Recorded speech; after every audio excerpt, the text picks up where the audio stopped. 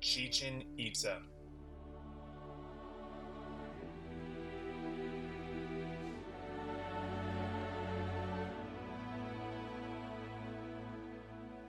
One of the 7 wonders of the ancient world.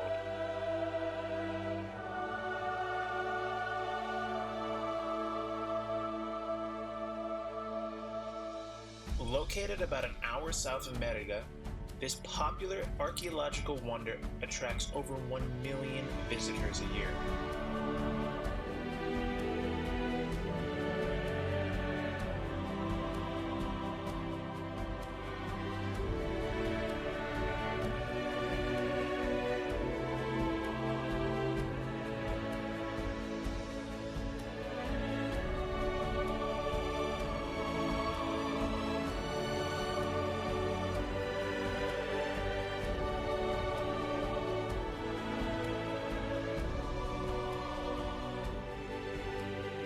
The ancient Mayan city delivers views of El Castillo from many angles, all waiting to be explored.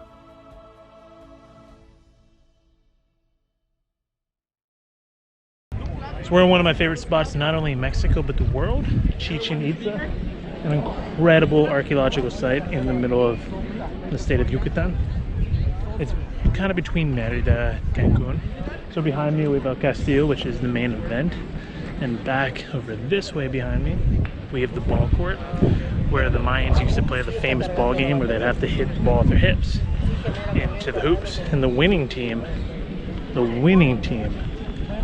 got sacrificed. It is the truth.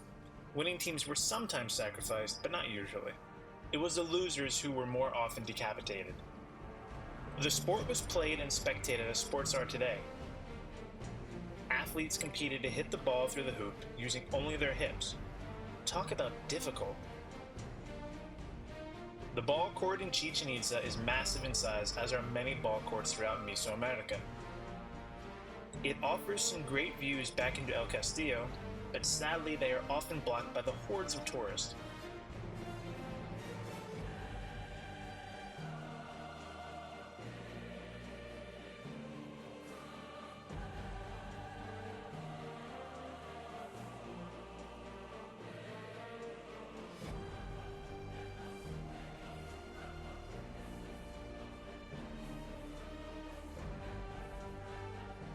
It is best to enter Chichen Itza at 8 a.m. on the dot, as crowds grow quickly and never stop clapping at the expense of their guide.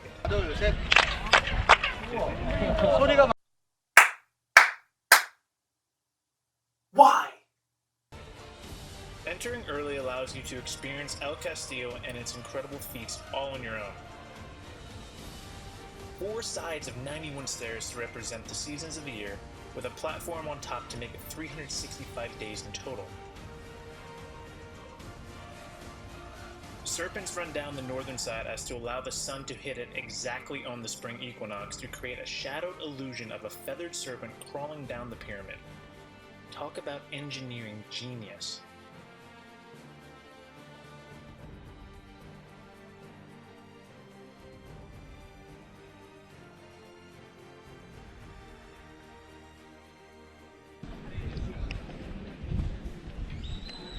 Too cool.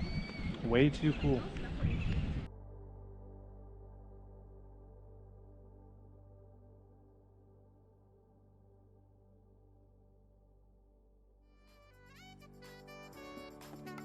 While many spend the rest of their afternoon cooling off in a nearby cenote, there are alternative options. Just about 45 minutes northeast from Chichen Itza sits the Pueblo Mágico Izamal. The town itself is not very big and there's not much to see, but it's worth stopping in to have a quick look at the yellow buildings. After the Spanish took over in the 16th century, they placed a monastery atop the once Great Pyramid.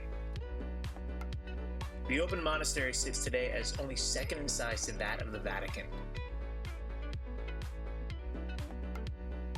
The convent of San Antonio de Padua delivers a unique scene of yellow from every angle.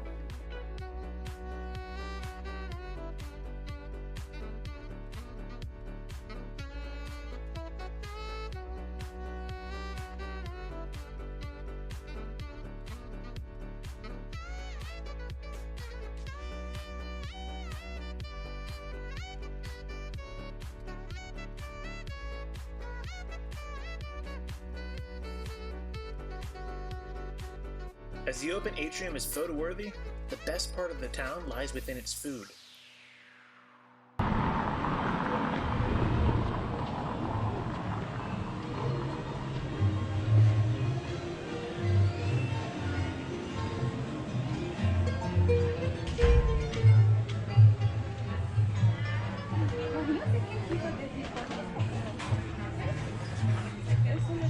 So the other day we were in Merida and I had cochinita. I was way too tired to explain what it was. I said it was chile arbol, actually achiote paste. Today we're in Izamal. I don't know what this place is called. Cochinita looks fantastic. Anyway, it's pork, not chicken. And it cooks all day in achiote paste. Different kind of pepper. This one is pulled apart. The last one was more like a just big hunk of meat, like pork one. This one's pulled apart. So you can see that it's like pulled pork. And it's just melting in the mouth. It's better than pulled pork. And they have these little onions. These onions are sometimes kind of spicy, sometimes kind of sweet. These ones got a lot of spice. It's perfect. And if you go over here with cochinita like this, out of our interesting little pumpkin we have, little pumpkin, little handmade tortillas, slap some on there, put that in there, little onions, and you just have absolute perfection.